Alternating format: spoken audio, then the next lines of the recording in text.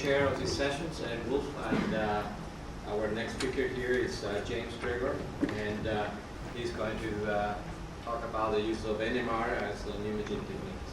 Thanks. Good morning. First of all, I would like to pass on Jonathan Mitchell's apologies for not being able to make it today. Unfortunately, John's had to stay behind in Cambridge this week. So I'm going to deputise for him in giving this talk about NMR relaxometry studies of adsorbate catalyst interactions.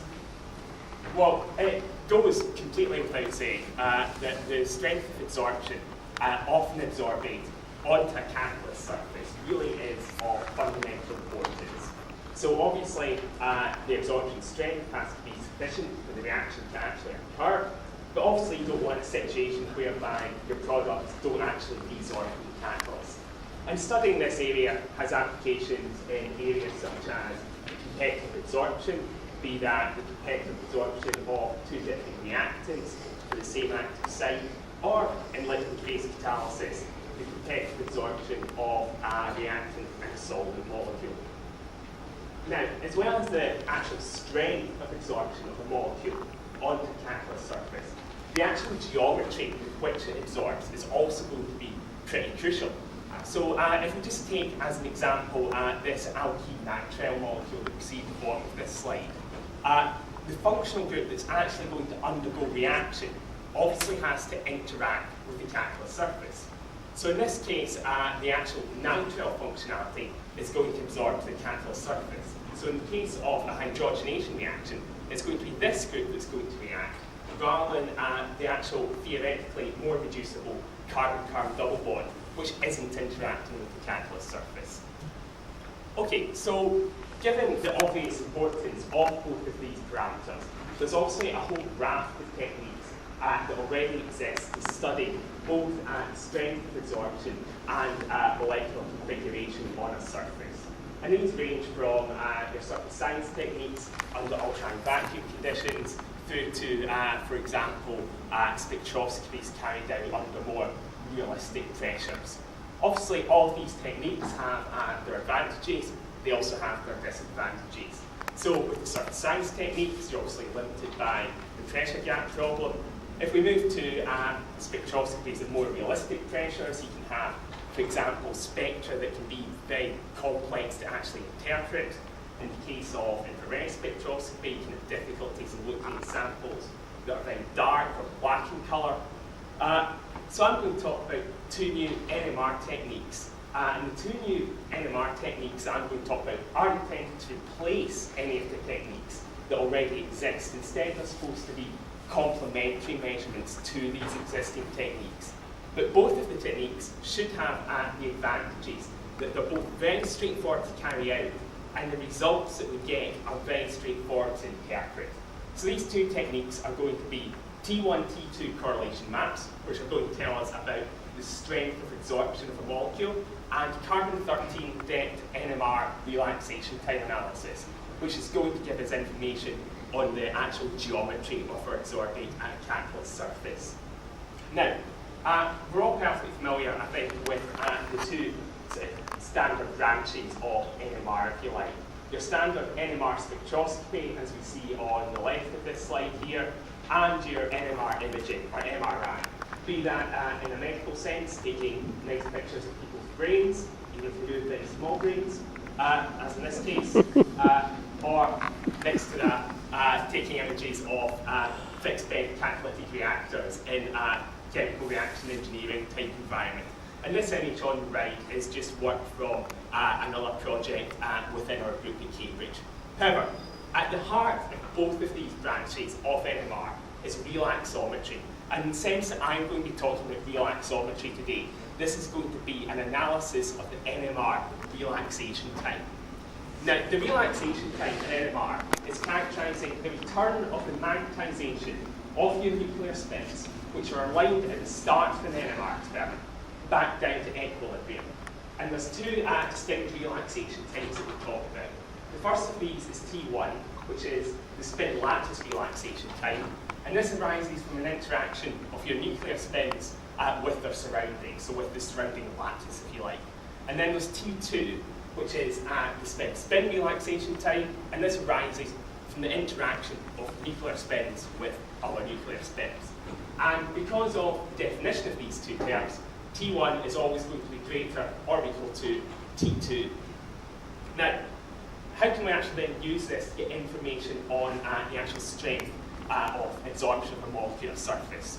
Well, if we think about a molecule actually absorbed onto a catalyst surface, it's going to sit in surface, it's going to interact with a few sites, diffuse around, ultimately desorb or undergo reaction.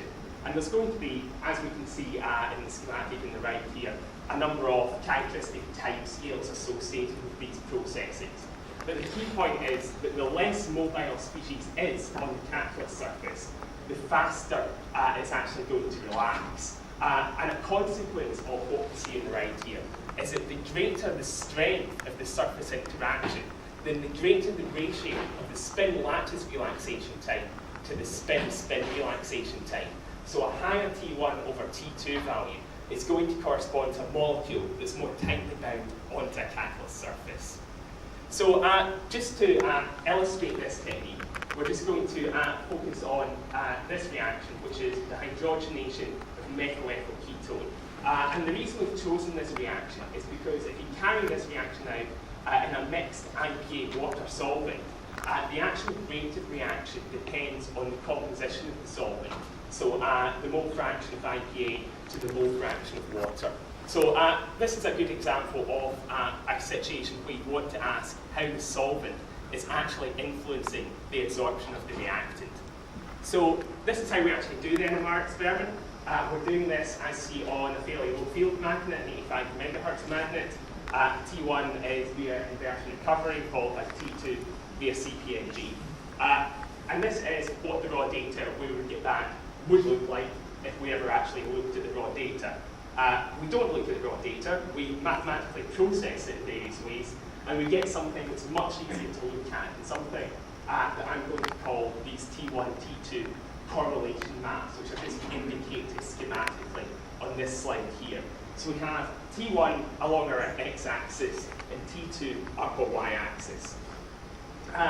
The region I've colored in red at the top of this is where T2 is greater than T1, which, as I've said, is impossible. So we shouldn't expect to see any peaks in that region. The region in green is where we should expect to see our peaks. And as we move down this yellow arrow, what we're doing is we're moving from a low T1 over T2 value to a higher T1 over T2 value. So we're moving from molecules that are more weakly absorbed onto the catalyst surface to a species that's more tightly bound to the catalyst surface as we move towards the bottom right of our map here. So on to some actual results. The first plots I'm putting up here are actually when we don't have any catalyst present in the system, so there's no absorption occurring. But we're just looking at our three liquids that exist in this system: water, IPA, and NEK. And what we see is that in all cases, T1 is approximately equal to T2, which is exactly what we'd expect from bulk liquids. And the dotted line in these plots up the diagonal just shows T1 equal to T2. So what happens when we actually look at an adsorbed species? Well, starting off with water adsorbed onto a palladium alumina catalyst. The first thing we see is that the water peak, and we're sort of focusing on that peak there, the big splotch, if you like. This has moved away from this dotted diagonal line. And that tells us that actually the T1 over T2 value has increased as we absorb the water onto the catalyst. So if we then look at IPA, what we see is the same trend as we see for water. The T1, T2 values increase. We've moved away from this dotted diagonal line. However, we haven't moved away as much as we did for the water. And that's because the IPA is actually binding to the catalyst surface less strongly than the water was. Finally, if we look at NEK, we actually have the least deviation from this dotted diagonal line. And that's because NEK has the weakest interaction of the three species. So NEK is the weakest interaction, and water is the strongest interaction with the catalyst surface. Those results were over palladium and alumina. If we now move to ruthenium silica catalyst, the main difference we see here is that while water still shows the strongest strength of interaction of our three species, IPA and NPK now show very similar strengths of interaction with the catalyst surface. Now, everything I've shown up until now has focused only on the absorption of a single chemical species onto our catalyst surface. We can also use these techniques to look at multi-component absorption. And I'm just going to demonstrate that by looking at some displacement studies. Specifically, we're going to be looking at the displacement of IPA by water on a ruthenium silica catalyst. So our plot at the top here is just IPA absorbed onto our ruthenium silica. What we then do is we then take that and place it in an excess of water and follow the changes in the spectra over time. And the first thing that we see is the development of a second peak in our spectrum. And that corresponds to when we have both water and IPA co-absorbed onto the catalyst surface.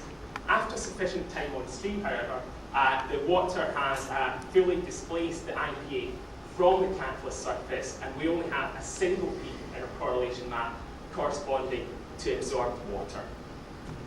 Now, that was just one system. Obviously, we can look at this for a whole set of different systems, and in this case, we're actually putting a time scale onto these displacement experiments. So this is time along the x-axis here.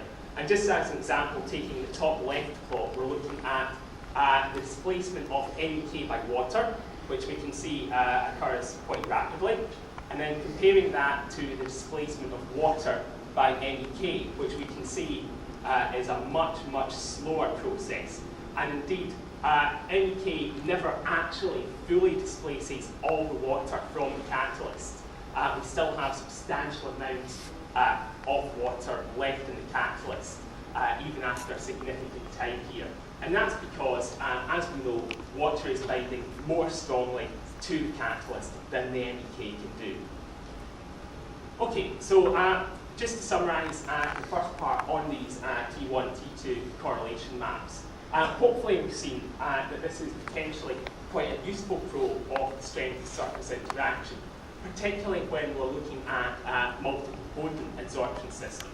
However, one limitation of this technique is that we're only ever resolving molecule-specific information. We're not resolving atom-specific information. And if we don't resolve atom-specific information, we're never going to be able to actually understand what the molecular configuration at the catalyst surface actually is. So one of the reasons that we can only get molecule-specific information is because this was a hydrogen NMR technique. And if we think about our hydrogen NMR spectra, as we just have, say, on the left here, our actual resonances that we have in the spectrum occur over a fairly narrow chemical shift range. So this is about 5 to 10 ppm there. Now, when we actually go from our bulk liquid sample to our species actually absorbed onto the catalyst surface, what happens is we have significant line broadening of these resonances. And because the resonances are so bunched up, when this broadening occurs, we can't actually resolve the individual resonances, so we can't get atom-specific information. However, if we go to carbon-13 NMR, what we see is that your resonances actually occur over a much, much wider chemical shift range. So now we've got something like of the order of 150 ppm here, as opposed to 5 to 10 ppm on the previous slide. So while our line broadening still occurs as we go from the bulk liquid to the species absorbed onto the catalyst, because our resonances are much more spread out, we can now actually resolve individual resonances and hence get atom-specific information, which is going to allow us to get information, for instance, from each carbon along a carbon chain in a molecule. And that's what's going to allow us to actually determine the geometry of absorption. So this is, again, how we're doing the NMR experiments. You can see we've had to move to a much higher field magnet here, a 400 MHz system. But the key point here is because we're using this DET technique, which is a polarization transfer technique, we're actually looking here at natural abundance carbon-13. So we're not isotopically enriching any of the samples that you see here. So The basis of this measurement is that, as we've seen previously, our T1 value actually attenuates as we go from a bulk liquid to a species absorbed onto the catalyst surface.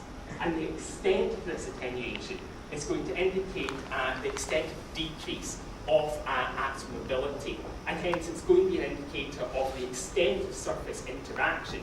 And hence it's essentially going to tell us how close a specific atom actually is to the catalyst surface. So I'm just going to demonstrate that with a quick example, looking first of all at the absorption of cis-2-pentene on feature alumina. So cis-2-pentene has 5 carbon atoms, each of which has a unique identifiable resonance in the carbon-13 NMR spectrum. And because there's a unique resonance for each carbon, we can actually look at the attenuation of T1 for each individual carbon in the pentene molecule. And that's what's indicated by the bar chart on the bottom left here.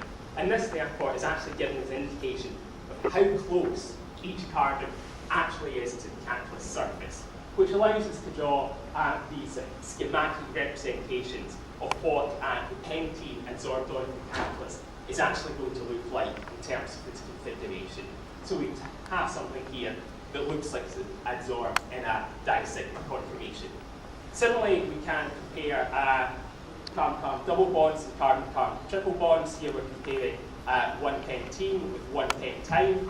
And if we just look at carbons 1 and 2 here, we can see that the carbon-carbon triple bond is absorbing to the surface much more strongly than the double bond, which is exactly what we'd expect. So that's quite nice to see that we're getting what we expect back from that. Just want to finish up there with a couple of quick conclusions. Hopefully we've seen these two techniques are possibly quite useful for studying absorption strength and also molecular configuration, and that they're both very easy to carry out, and the results really seem quite straightforward to interpret. So with that, I'd just like to acknowledge various people at Cambridge, funding bodies, and yourselves for your attention. Thank you.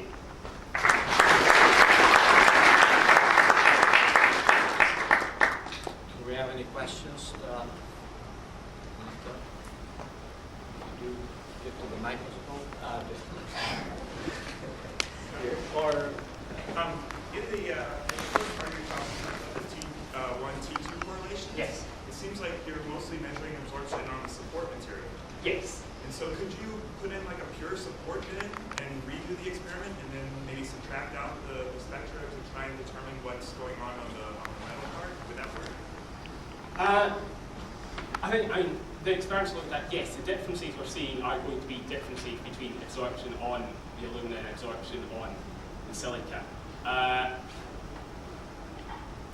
Because it's so completely dominated by that, I wouldn't actually expect, in that case, just putting in the pure support and subtracting out would be significantly different to what we're seeing there. I think the trick would be to move to something where the bulk of your absorption is going to be on an active site, so a different type of catalytic material, for instance. In this case, I wouldn't think we'd get a great deal back from doing that. But yes, that's ultimately where we want to take this, because we want to use it as a technique to actually understand what your absorbed species actually are at your catalytically active site. So yes, that's exactly the direction we want to take that in, yes. Well, I think any other question? Short one, short answer? No? Not, then we move to science speaker.